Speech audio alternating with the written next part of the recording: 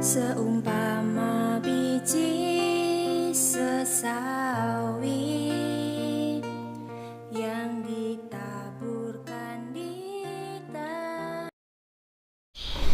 Pagi Saudara yang Tuhan, kembali kita dalam renungan pagi hari ini, dan kita akan membahas satu bagian yang lain, yaitu tentang kecewa atau kekecewaan.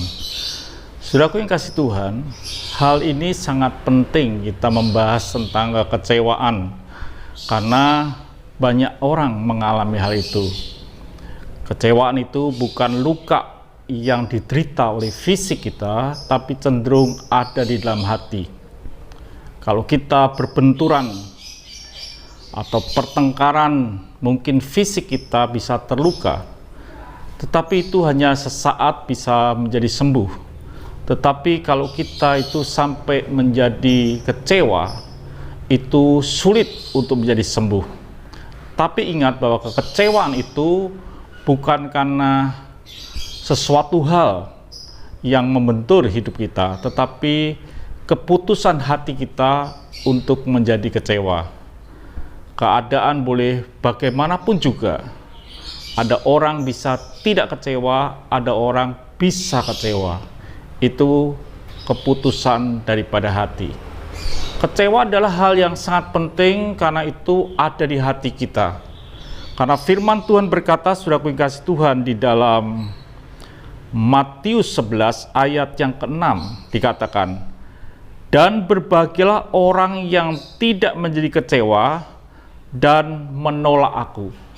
Artinya bahwa kekecewaan itu bisa merusak akan kerohanian kita, merusak hidup kita, bahkan sampai pada satu titik kita itu bisa menolak akan Tuhan.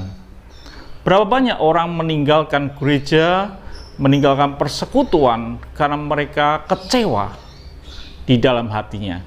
Mereka mengambil keputusan untuk kecewa. Dan hal inilah yang kita akan membahas di dalam hidup ini, supaya kita ini boleh tidak menjadi kecewa. Karena kecewa itu bisa merusak akan hidup kita sampai pada titik yang paling bahaya, yaitu menolak akan Tuhan. Jadi saudara Tuhan, hati-hati dengan yang disebut dengan kecewa. Tapi ingat, kekecewaan itu adalah keputusan hati kita mengizinkan kita untuk kecewa. Dan beberapa hari ke depan kita akan membahas tentang kekecewaan, dan biarlah hidup kita ini adalah hidup yang tidak kecewa apapun yang terjadi.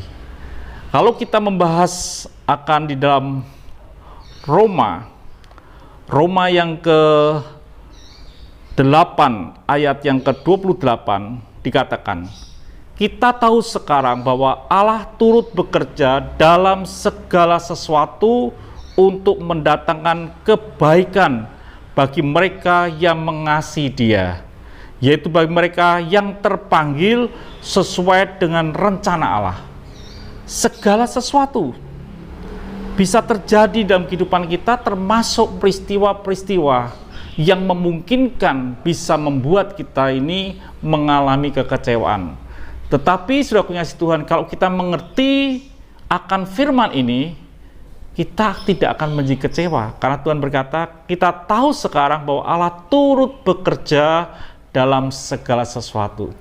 Dia turut bekerja dalam segala sesuatu, termasuk peristiwa-peristiwa yang memungkinkan kita bisa mengambil keputusan untuk kecewa.